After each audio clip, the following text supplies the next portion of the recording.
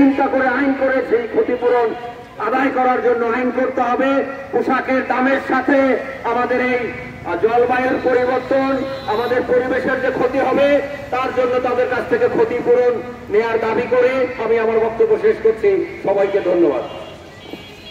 বন্ধুগণ, এখন আপনাদের সামনে বক্তব্য রাখবেন বাংলাদেশ ভূমি সমিতির কেন্দ্রীয় কমিটির সহ সভাপতি ডক্টর শামসুল আলম। ডক্টর শামসুল আলম।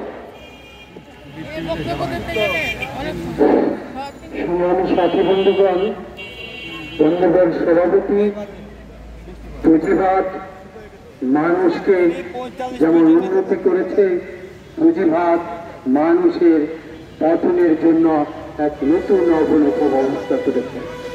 উন্নত বিশ্বের শিল্প উন্নয়ন দেশগুলো যেভাবে জ্বালানি ব্যবস্থার ব্যবহার করছে, সেই জ্বালানি উৎপাদন করতে গিয়ে আমাদের এখানে মাটি, বাতাস এবং অন্যান্য পরিবেশ ধ্বংস হচ্ছে।